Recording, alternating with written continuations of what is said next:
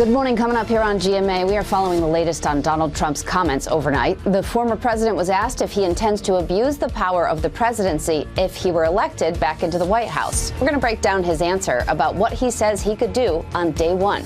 And President Biden getting candid behind closed doors about his decision to run again. You'll see all of that on GMA.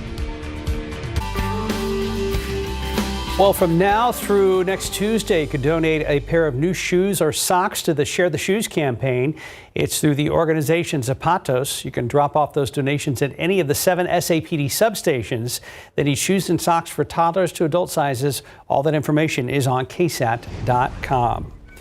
So while our South Texas winters may not give us a white Christmas, that doesn't mean you can't see some snow. San Antonio River Authority is hosting a free community event this weekend that Mike was just talking about that includes thousands of pounds of snow. The event runs from 4 to 8 p.m. at the Lock and Dam near the bridge on Brooklyn Avenue here in the downtown area. We have more information on that in the holiday section of ksat.com. Ahead in the next hour, GMSA state lawmakers could be staying in Austin for a 5th special session. We'll explain what's going on and what they're still trying to get done. Plus, a violent night across the Alamo City starts with a deadly stabbing and ends with a double shooting. What we've been able to learn from each crime scene. Up next, Austin police say a suspect is now in custody after a string of shootings that killed 6 people and could be tied to killings right here in Bexar County. Katrina Weber joins us live with the very latest in moments. As we go to break, a look at TransGuide. It's very busy on the roads up in Adams, South Texas. You're watching GMSA.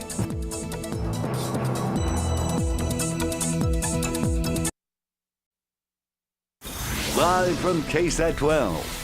Good Morning San Antonio starts right now. Putting together the pieces, that is what law enforcement officers here and in Austin are doing after a violent spree that left 6 people dead and 3 people wounded. The suspect in all of it has been arrested in Austin. Our Katrina Weber is live where 2 victims were found on the street called Port Royal. That's not far from Walsham and Gibbsboro roads in East Bexar County. Katrina, it looks like deputies have wrapped up their work out there. Yeah, they have. They were here all night after finding the bodies of a man and woman inside this home here behind me. Now, they believe that they were 2 of the 9 victims in all related to this violence. Sheriff Javier Salazar says his deputies arrived at this home on Port Royal before 8 last night. They had received a tip from police in Austin about a shooting spree in that city. They were told to check out this home here because that suspect somehow had ties to it. Salazar says when his deputies arrived, they noticed something here unusual, water spilling out from under the front door. The decision was made to go ahead and force entry to the residence at that point. Deputies did force entry. They began clearing the house, and then soon thereafter they began reporting that they found one body and then another. Ms. Salazar says the victims were a man and woman in their 50s. He says it appears they were killed by a man who then went on to Austin and went on a rampage, shooting and killing 4 more people throughout that city. 3 others were shot and wounded, including 2 law enforcement officers. The sheriff says police in Austin didn't put all this together until after they arrested the suspect. Now, we still don't know exactly his connection to this home or whether he had any connection to the people who were killed inside. That suspect's name not being released just yet, but we're told he was in his 30s. The 2 people here who were killed, again, were in their 50s. And all of this still being investigated both here and in Austin. Reporting live in East Bexar County, Katrina Weber, KSAT 12 News. Thank you, Katrina. All right, let's give you some background information here this morning. Those shootings in Austin started around 10:45 yesterday morning at what's called Northeast Early College High School. This is a map. Take a look that shows there's 3 shootings police believe are connected. So we're going to break down how each one unfolded yesterday. Austin ISD police say one of its officers was shot in the leg. AISD officials say the officer was taken to the hospital. The school was on lockdown for hours yesterday until parents were allowed to pick up their students. Then around 2 yesterday afternoon, a man and woman were shot and killed in a South Austin neighborhood. By the time the police got there, that suspect had already got away. And Austin police tell us that a 3rd shooting happened in a Southwest Austin neighborhood where they say one of their officers was shot. Right now, there's no word on the condition of that officer. We will bring you the latest updates on this developing story as soon as possible. We also have everything available on our KSAT app and on ksat.com. Good morning to you. It is Wednesday, December 6th. Thanks for starting your morning with us. And for now, it's been a busy morning on the roadway. So let's go check in with Steve. We did have our hands full over here in the traffic departments, Mark and Steph. As a great look outside, we are seeing some of those issues continue. 410 at Ray Ellison. It is back-to-back traffic out there, folks. Remember, we do have some road work that's taking place, and it has definitely slowed folks down. According to what TxDOT has on their website, we do know that this was supposed to wrap up around 5 this morning. That work started around 8:30 last night, so I'm not sure what's holding folks up there, but we do see that drivers are trying to navigate as they are down to just one lane. You want to be on the lookout. We have that pinpointed in the northbound lanes, and that's where we see that buildup that's forming out there. So just, again, be on the lookout. If you see those flashing lights, you may have to slow down, so pack your patience this morning. Now, the wider view of the map, thankfully things are quiet as we are approaching morning rush hour. We did have some pretty serious issues along US 90 that shut down the highway for a few hours, as well as I-35 northbound near Topperwine. Those have since cleared out, but if you are making your way into San Antonio, that journey from Bernie along I-10 eastbound should still be good, so take your time. 24 minutes. Right now, 281 southbound, if you are heading in from Bulverde, it's a 29-minute commute. And for anyone that is traveling along I-35 southbound from New Braunfels, it's about a 26-minute drive time for you. But back out here with TransGuide, we'll keep a close eye on the roads here. And Mike, yeah, we've had a busy morning. It's not been entirely quiet out there on the roads. Yeah, at least the stuff ended earlier this morning, but then we still have that out there. So thank you very much, sir. All right, one of my favorite views this time of year with the smokestacks at the quarry, all dressed up red and green, and that Christmas tree out there on the building over there at the Concord Plaza. We've got a lot of clear skies around here, and we do have some chilly to cold temperatures. A pair of 38s there in Kerrville, Comfort, 37 Bernie, 46 at the airport, 39 right now at Bulverde, 46 is New Braunfels, as well as at Randolph, and not much of a breeze out there, which is then with the clear skies, dry air, no wind. It's allowing temperatures to continue to drop down. So we'll drop down a couple of more degrees before it's all said and done. Mold, Mountain Cedar, both on the low side, both went down from the previous day's readings. Obviously, the updated count is going to be coming out in about an hour and a half or so. All right, a lot of sunshine throughout the rest of today. It's going to warm up quickly as it has been the past few days. So we'll already be in the mid 60s, normal high temperature, average high at noon. And then we finish up 4 or 5 degrees above normal across the board. That's going to be the situation tomorrow as well, but we'll start to see a few more changes. Not as much sunshine tomorrow. Then the humidity really works back on in here, and we're going to finish up this week definitely on the hot and humid side. But a big front moves through over the weekend. All those details coming up in just a couple of minutes. Steph, Mark. Thank you, Mike. New this morning, San Antonio police are investigating a deadly stabbing on the city's southeast side. It happened just before 11 p.m. last night in the 200 block of Channing Street near Fair Avenue and South New Braunfels. Now, police tell us that a man in his 60s called them and said he had been stabbed. He stabbed his wife to death before cutting his wrist. The man was taken to the hospital. No word yet on any charges. Meanwhile, have you seen this woman? She's the subject of a silver alert. Police in McAllen down in the valley searching for 65-year-old Josefina Maldonado. They say she vanished yesterday afternoon just before 3 p.m. in McAllen.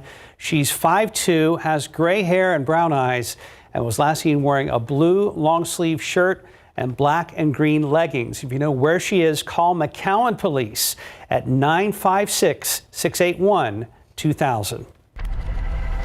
Topping your morning headlines, FBI Director Christopher Wray has a warning for Americans about the current terror threat level in the U.S. He told Congress that threats to the U.S. are at an all-time high with the war raging between Israel and Hamas. A number of terror groups, including ISIS and Al-Qaeda, are using social media to call for attacks, including here in the U.S. Wray also urged Congress to renew a key U.S. spy program that he says would have major consequences if it expires at the end of this month. There's a new groundbreaking proposal that could forever change college sports. It would allow certain schools to pay college athletes for the first time. In a letter to Division I schools, NCAA President Charlie Baker proposed creating a new subdivision that would allow participating programs to offer compensation to athletes. Under the proposal, schools would now be allowed to enter lucrative name, image, and likeness deals with athletes. They'd also be required to invest a minimum of $30,000 per athlete per year into a trust fund for at least half their athletes. That investment would have to adhere to Title IX, meaning equal distribution for both men and women. And happening tonight, the field of Republican presidential hopefuls is getting smaller. The fourth GOP presidential primary debate will be held tonight at 7 p.m. inside the Moody Music Building at the University of Alabama. We're going to have a recap tomorrow morning on GMSA. Also happening tonight, San Antonio Spurs tip-off in Minneapolis against the Timberwolves, who own the best record in the NBA. The T-Wolves haven't been at full strength lately, but they could get their star Anthony Edwards back in time to face our Spurs. Victor Wembanyama is also expected to return to the court after missing Friday's game against the Pelicans with hip tightness. For those keeping track at home and elsewhere, the Spurs' losing streak has now reached 14 games. After starting the season 3-2, Spurs now 3-16. Tip-off is tonight at 6:30. Then they'll host the Bulls Friday at 7:30. Right, there's a chance tonight. Go Hopefully. Spurs, go. Go Spurs, go. 6:08, 48 degrees. After the break, we would all love a white Christmas for the holidays, but could it actually happen in South Texas? Well, meteorologist Sarah Spivey will break it all down coming up next. This time yesterday morning, we were running about 44 degrees or so. We're just a few degrees warmer than that. Plan accordingly. You're watching Good Morning San Antonio.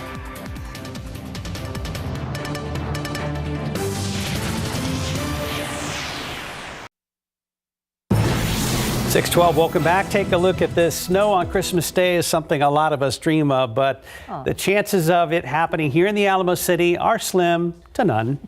Meteorologist Sarah Spivey tells us the actual chances of getting snow on the ground this Christmas. Are you dreaming of a white Christmas in San Antonio in the Hill Country? Well, keep on dreaming. I hate to be a Grinch, but the odds of a white Christmas in San Antonio are only 1 in 1,000. Those odds are similar to if you went to the grocery store, picked up an egg and cracked it open and found 2 yolks. Not impossible, but just not very likely. But back in 2004, San Antonio came close. There was a lot of snowfall on Christmas morning for areas like Corpus Christi, Galveston, and Victoria, and even in the valley. The Alamo City has never seen a white Christmas in its recorded history, but we still get plenty cold. In fact, just last year in 2022, we had our second coldest Christmas ever, when in the morning the thermometer reached 22 degrees. But of course, it can also get plenty warm too. The hottest Christmas we've ever had, it got up to 90. So what does this Christmas have in store? Well, we still got to wait for that forecast. Make sure to follow your weather authority. We'll have your latest Christmas forecast details on air, online, and on our KSAT Weather Authority app. Merry Christmas, everyone. So while our South Texas winters may not give us a white Christmas, doesn't mean you can't see some snow. The San Antonio River Authority is hosting a free community event this weekend that includes thousands of pounds of snow. The agency is planning on bringing in 50,000 pounds of part of its Museum Reach River of Lights event. The event runs from 4 to 8 p.m. at the Lock and Dam near the bridge on Brooklyn Avenue. Mike Ostrage will be out there too, wearing a bright red scarf, so look for him. People will also enjoy live music and cookie decorating, also with Mike Ostrage, maybe not. We have more information in the holiday section of KSAT.com. A lot of fun there. And from now through December 12th, you can donate a pair of new shoes or new socks to the Share the Shoes campaign. So it is through the organization Zapatos. You can drop off those donations at any of the 7 San Antonio police substations. Yeah, they need shoes and socks for toddlers to adults. All that information is on KSAT.com. And a reminder this morning, get out your phones and scan the QR code you're about to see. There it is for the annual Salvation Army Parade of Kettles competition. Local businesses competing to raise the most money to help families in need this holiday season. So from now until midnight on December 24th, KSAT will be competing to raise money for families in Bexar County. We have all those details on, guess where? KSAT.com. And be sure to tune in to GMSA at 9. Tiffany Huertas will be live to tell us more. Very good. That QR code works. Just tried it right now myself. Awesome. Time now 6:15. Let's check back with our Stephen Cavazos. It's been moving a little bit better than what we saw earlier in the morning as we get a look outside at 410 at Starcrest. Yeah, traffic's getting busier as we get closer to 7 a.m., but I think there's still time to enjoy the drive wherever your destination is going to take you. US 90 at Couples, we have a lot more traffic coming at your screen there, but 90 was a pretty big problem spot earlier this morning when the highway was shut down. That has since reopened, so that's the good news, but we still have some delays happening. 410 northbound at Ray Ellison Boulevard, there's some road work that is still seeing some delay, and we actually have traffic that is pretty much back to back out there down to one lane. So if you're heading northbound, just be on the lookout for those crews. Now, the wider view of the map, things are pretty much green for the most part, but don't forget, we still have bridge construction that is happening along Loop 1604 as part of that North Expansion project. That work will begin around 9 this morning and finish at 3 in the afternoon. We have the alternating I-10 eastbound frontage road lane closures from Loop 1604, that interchange there, to UTSA Boulevard. So scan the QR code now and get in the know before you have to go. We have a lot of road work that is going to be taking place throughout the week, throughout the rest of the year, pretty much, because we already have some stuff happening in January. Can't believe we're saying that, but always good to know what to expect throughout the rest of 2023 and into the early days of 2024. Sounds It's good. never it's registers when you start talking. Yeah, about you looked a next little year, bit so like I know. So I'm just so anxious for the River Walk event. I know you are. They asked me to MC it a couple of weeks back, and I'm like, yeah. So That's cool. So Mike's been wearing a whole bunch of Christmas ties lately. I like several this days one. And this may be the best Christmas tie ever. Yeah. Please tell our viewers about this, Mike. So it's Rudolph, a lot of the different characters from the cartoon, and the neat thing is too is let me find it. Aww. I don't know if you can hear it. I love What's it. it doing? Playing the Rudolph. Oh, it's playing Rudolph. And his nose is flashing. So. Yeah. And it's got Santa Claus on there. Right. And the Bumble. Yes. The Abominable. And please remind our viewers how great you are at doing Rudolph's voice with the mud on his nose. How did you describe that as feeling, Rudolph? Well, I can't do it on camera because then somebody will record that, so I'll do it off camera once we take to the shot. Let's do the bus first of all, and we've got temperatures that are definitely on the chilly side, clear and cold this morning. Then we're going to have plenty of sunshine later on this afternoon. A few extra clouds on the warm side once again. So if you keep your coat on, yeah, it may be a little bit on the warm side. I need to change this picture though very quickly. I'm going to run over here because we still have this one, but we can take that the graphics there, and you can see this gorgeous shot right there. And let me go over to that one and look at the beautiful colors over there. But you know, with the warm temperatures, and if you leave your jacket on, it won't be very comfortable. That was good. Thank you. What? Were you worried about becoming a meme or something? Yes. Oh. Yeah. All right. Beautiful picture there along the Guadalupe River near Canyon Lake. Oh my gosh. And the beautiful blue skies. Thank you very much for the KSAT Connect shot. All right, no glow of the sunrise as of yet this morning. And let's take a look ahead. Nice thing is going into next week, and this is kind of a fingers crossed situation. By the latter part of the week, there is a chance for some rain around here with another front that's going to move through, which is going to help keep us, at least odds are, keeping us on the cool side of normal. And normal being mid to leaning toward the lower 60s for high temperatures. And that would continue on at least better than average chances for some precipitation, or better than normal chances of precipitation going into the 14th, in beyond that through the 20th. And then as temperatures close to normal readings, so nothing too warm, but of course then on the flip side of that, nothing too awfully cold with those temperatures. And the reason for what's going to be happening, first of all, the rest of this week, we've got this ridge which is building on in here. So this is why we are on the warm side. We've got the dry air, cools down quickly, easily, warms up very easily. Humidity comes back in here, and preceding the next trough, which is going to move on through here, what that does, and usually happens when you get right ahead of the next front, it likes to pump in a lot of warm air, and that's why Friday is going to be warm and very humid. But then that trough moves on through here. That's the front that's going to come in here, and maybe a couple of sprinkly showers will get squeezed out early in the morning on Saturday. Not very likely, though. Then in behind that, it's going to be windy, and that will pull in cooler air. So once the sun goes down Saturday evening, still going to be on the warmish side, but sun goes down, boy, temperature is going to be dropping off, and then you look at how that cooler air is going to sort of settle in over most of the country going into the at least the first half of the week. And like I said, we're looking for another fairly decent chance of rain. We've got one of those lows developing out there to the southwest, so hopefully that's the one that's going to bring us that chance of rain by mid to latter part of next week. Today, 70 high temperature. Tomorrow, same thing, but a few more clouds around here. And then notice how low temperatures only stay at 60 on Friday morning. So much more humidity around here, and that's going to be sticking around throughout the day on Friday. Upper 70s, very warm, humid Saturday. Front comes through, clears that on out of here. Windy Saturday. Very nice in the evening, cold Sunday morning down to 38 here in town. And then on the normal to coolish side, first part of the week. What a change from Friday to Saturday, though. Yes, because Saturday, I mean, it's definitely going to be warm and humid out there. So. And what's the name of the little boy on Rudolph that wants to be a dentist? Hermie. Hermie. Oh, that's right. Cute. Yes. Yeah, and then all the some of the characters from the Island of Misfit Toys. Oh, it's fantastic. Where did you get that time? That's so cute. I got it on eBay, actually. Did you really? Yes. I know. so the best part, cool. Rudolph, I wanted some more Christmas ties, so I went on eBay. Oh, I love it. It's fantastic. Thank you for Good sharing. job. 621, 47 degrees. We'll be right back with your consumer headlines.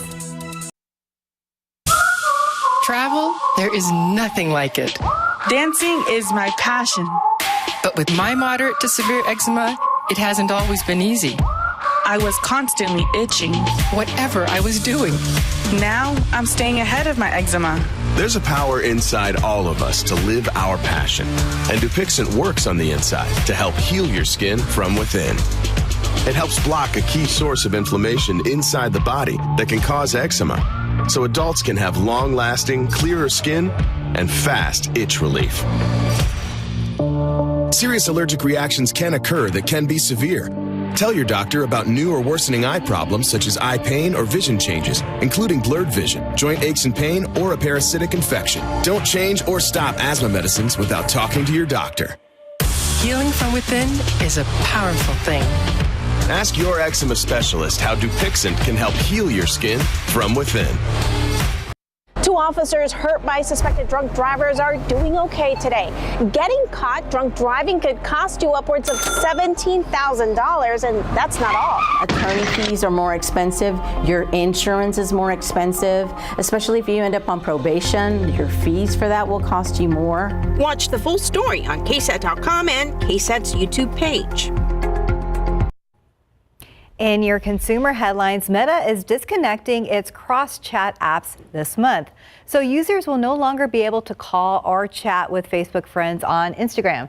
Any existing cross conversations will become read-only. The move is apparently aimed at keeping up with a new European Union law. And Microsoft is upgrading its AI virtual assistant Copilot. Will be integrated with new open AI tools, including an improved GPT-4 Turbo. One Microsoft official says the company is already testing the changes. The full upgrade is set to appear sometime next year. And Discord's long-awaited mobile redesign is here. The messaging app's navigation tabs are now displayed as soon as the app is opened. They include a U tab that lets users edit their profile and their settings. The app opens in about half the time and uses 4 times less data. And time now, 6:26 and about 47 degrees right now. Let's look out there with TransGuide. In this shot, things are moving. Highway 90 and also moving there at I-10 at Culebra. Looking good there at I-37 as well. We're going to get a check-in with Stephen Cavazos, though, very soon.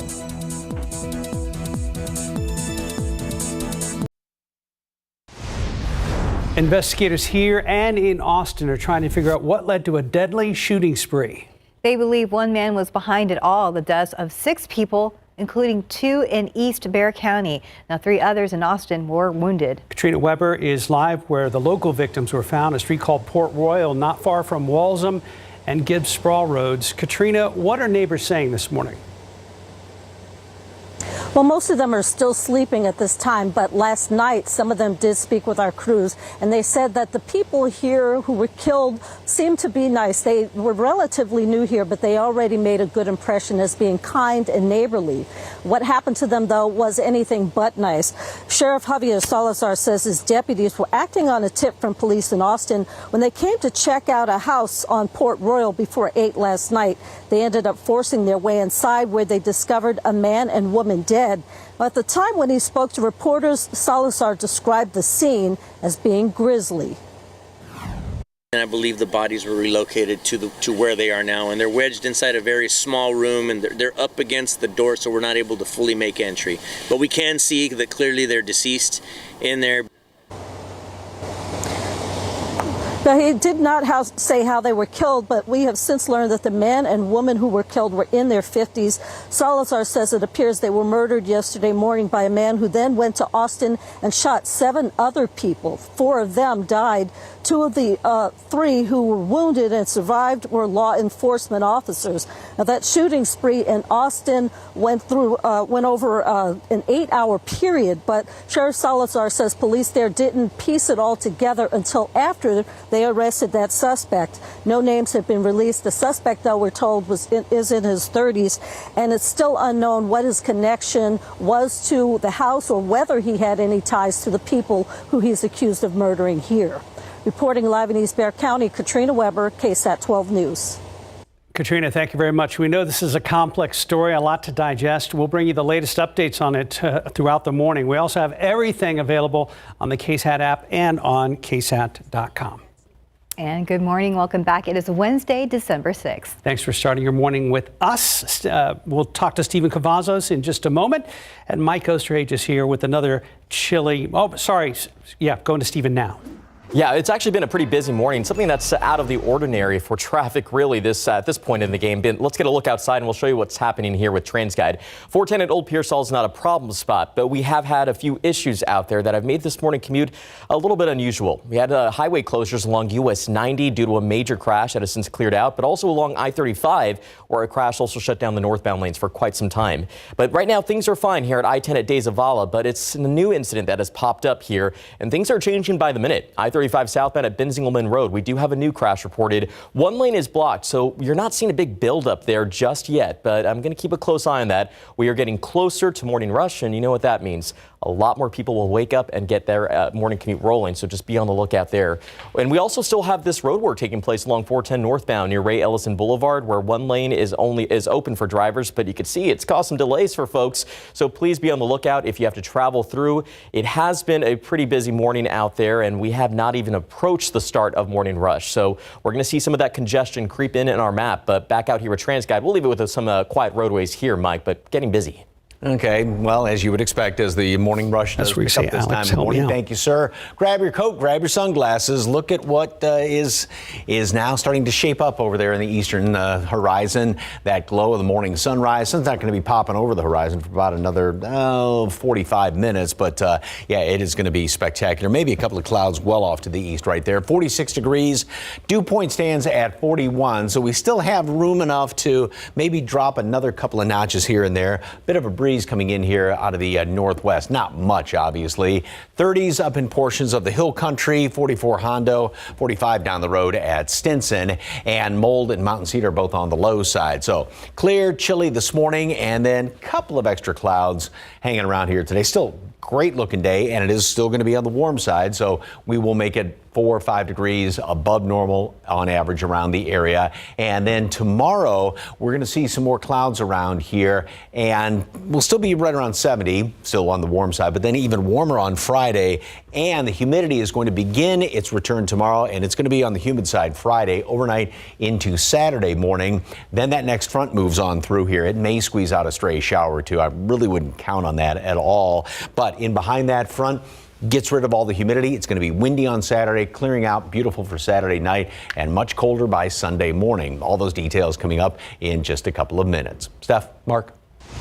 Thank you, Mike. New this morning, San Antonio police say 2 people are dead following an overnight shooting. This happened just after midnight in the 9800 block of Potranco on the city's west side near South Ellison. Police tell us 2 men in their 30s were shot in front of a convenience store near that intersection. One of the victims tried to get help at the store. By the time they got there, one of the men had died at the scene. The other victim died at the hospital. Detectives are reviewing video from the store. So far, SAPD says there are no witnesses and no suspect information. Well, tomorrow will make 13 years since a San Antonio great-grandmother disappeared after leaving her job. Pauline Diaz was last seen talking to a woman before she was set to see her estranged husband. Her family has never stopped searching for her and has been outspoken about the persons of interest in her disappearance.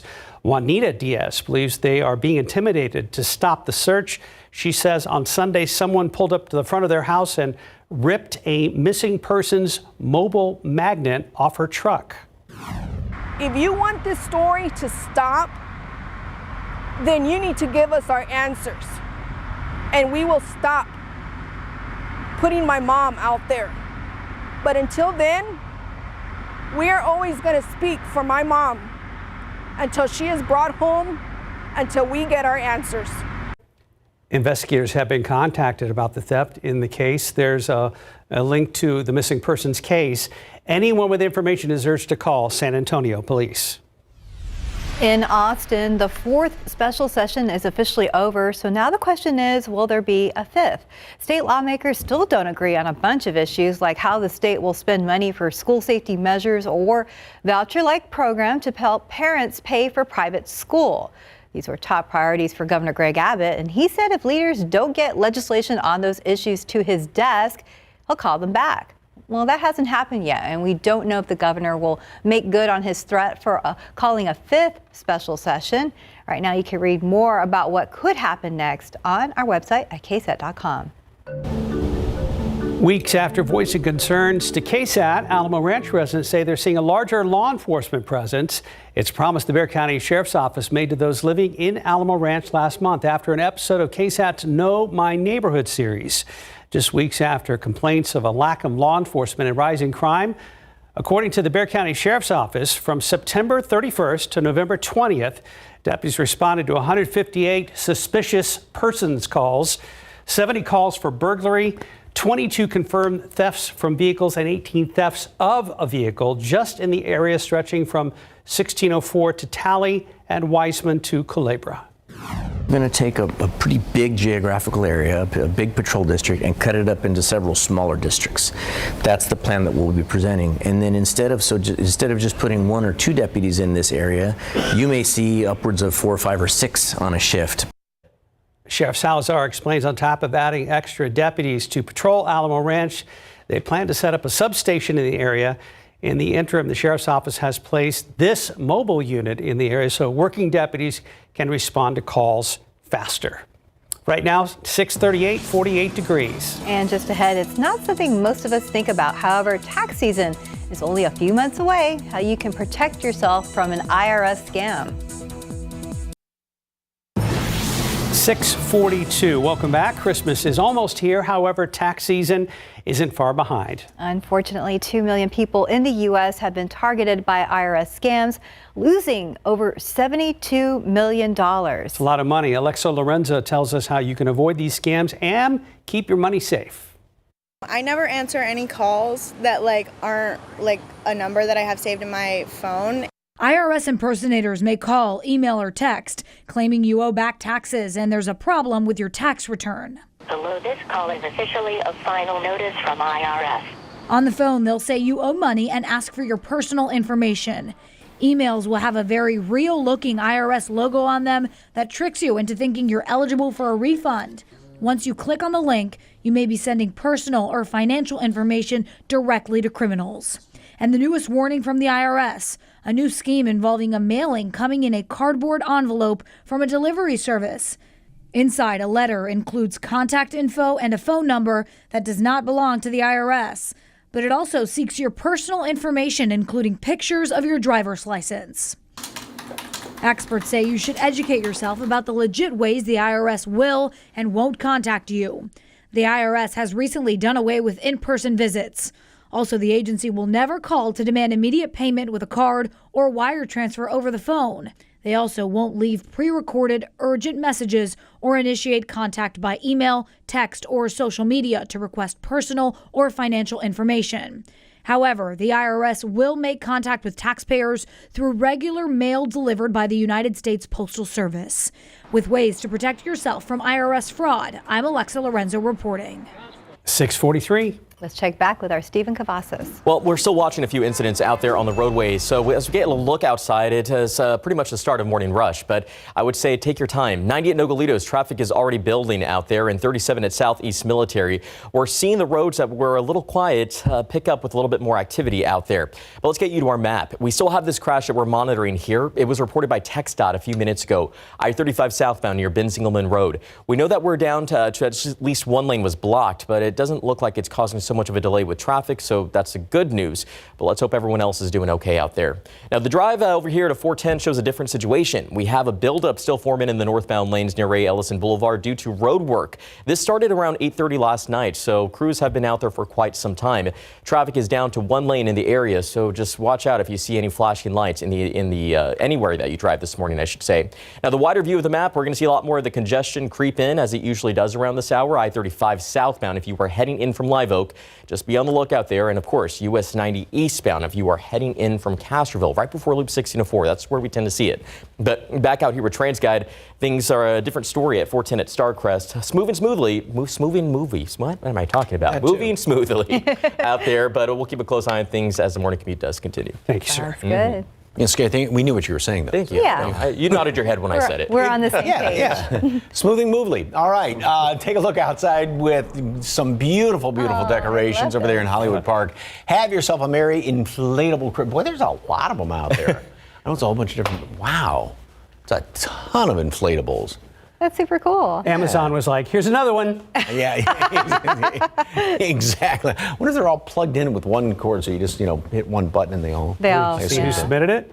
Oh, yeah. Oscar. Nice. Thank you very much, sir. Appreciate that. All right. Beautiful start to the morning, and a couple of clouds well off to the east and well down to the southeast, but otherwise clear skies out there. We'll have a couple of clouds popping up here or there throughout the day, but still plenty of sunshine. Almost an exact copy of yesterday, which we did get up to 73 yesterday. A lot of low to mid 70s around the area. Down a couple of notches today, but still these numbers are going to be 4 or 5 degrees above the respective normals. We're going to be 4 degrees above normal out there at the airport. All right, satellite picture, and you can see some of those clouds well off to the southeast.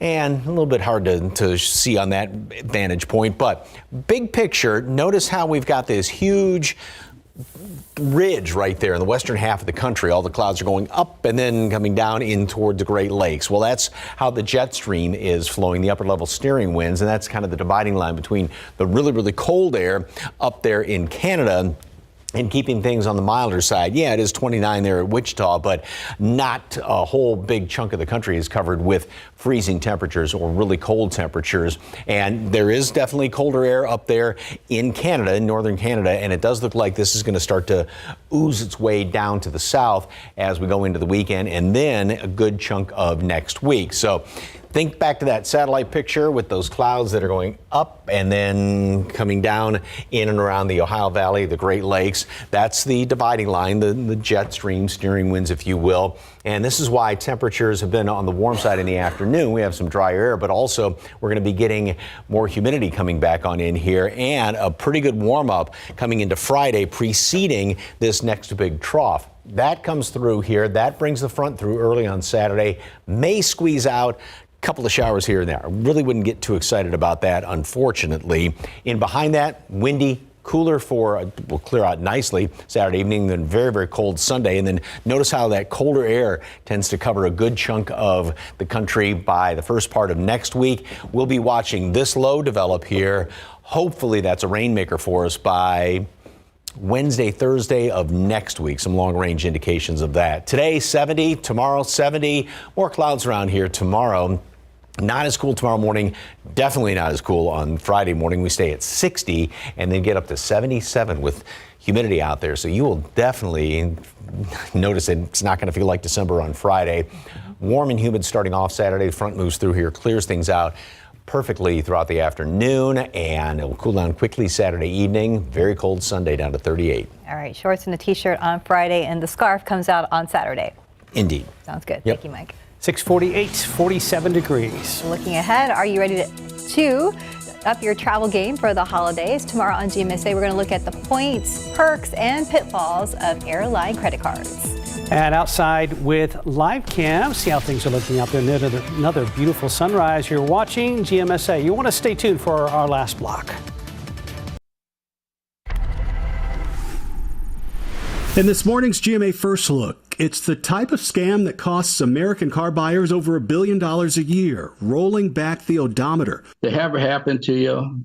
It's kind of like a slap in the face. Paul Burrows from Iowa paid $10,000 for this 2015 Audi A6 to a private owner in Chicago, thinking it only had 66,000 miles. But when he registered the car with the state, he discovered the truth. The mileage has been altered. That car has 185,000 miles on it, and not 66,000 miles on it. As we discovered, it only takes minutes to cheat. And this morning, we're about to show you a demonstration of just how easily it can happen. And you just tell it a new number. That's it. Hit enter, and you'll see mileage will go change. 43,000 miles on it. It's all coming up at 7 a.m. with your GMA First Look. I'm Steve Osinsami, ABC News, Atlanta. Good morning. Coming up here on GMA, we are following the latest on Donald Trump's comments overnight. The former president was asked if he intends to abuse the power of the presidency if he were elected back into the White House. We're going to break down his answer about what he says he could do on day one. And President Biden getting candid behind closed doors about his decision to run again. You'll see all of that on GMA. Happening today, our KSAT community partners teaming up with the Children's Shelter for a phone bank. The goal is to help connect the shelter with interested foster care families or anyone who would like to sponsor a child. Right now, the shelter says they have at least 60 kids who need homes. The number to call is on ksat.com. Meanwhile, San Antonio International Airport is getting into the holiday spirit by collecting toy donations for the kids in our area. The airport is partnering up with Toys for Tots, the Marines, and local businesses to gather toys for at least 4,000 kiddos in our community. And you can donate a toy from now until December 15th at a warehouse that is on the airport property. So that address, so you know, is 1964 First Avenue. That will be open from 9 a.m. to 5 p.m. And then the families will get the gifts later this month, right before Christmas. Well, let's get a last look at traffic. It's about 5-2. It has been a busy morning, and we're not ending the show quietly here along 35 at Rittiman as we get one last look at that crash scene. Southbound lanes are impacted right now, and as I mentioned earlier, it does look like we're down to one lane there. We do have a tow truck out on the scene, but I haven't spotted paramedics, so hopefully that's good news, and there are no injuries to report. But we take you to our map, so you want to be on the lookout as you approach Ben Zingelman. That's where we have it pinpointed. And don't forget, we still have that road work that should be wrapping up at 410 northbound at Ray Ellison. That has slowed folks down. If you travel through there, be prepared. We are down to just one lane. Busy morning over here, Mike, and morning rush is just getting started. Thank you, sir. Beautiful start. And as you can see, we do have chilly temperatures. Grab a coat, grab your sunglasses, and then another warm one today up to 70. You won't need your coat by this afternoon. And then we start to get a lot more humid by Friday. Front comes through Saturday and really cold by Sunday morning. Thank you, Mike. Well, it's a bittersweet morning here on GMSA. Stephen Cavazos' last day. Yeah. We enjoyed you being here, and I'm sad that you're leaving, but I'm also happy for you as well. Yes, last day. It's weird to take it all in, and I was thinking, oh my gosh, people think I've only been here for 4 years, which is true, but I've been in news for almost a decade and worked every inch of the newsroom you could possibly imagine, from behind the scenes, I said this on social media, to behind the desk. It has been a full circle moment, and I couldn't be happier to be making the transition out of news, utilizing those skills for a wonderful nonprofit organization and sharing the stories of health equity in the counties that they serve. And I just want to say a big thank you to all the news directors who took a chance on me, to our community. Thank you for allowing me to share your stories. It's been the greatest privilege of my career to share your stories of triumph, to share your stories of heartache, but most importantly, perseverance. And I think, if anything, that is what I've learned being a reporter here in South Central Texas. We persevere. I know. Great speech. Yes. I was off the cuff.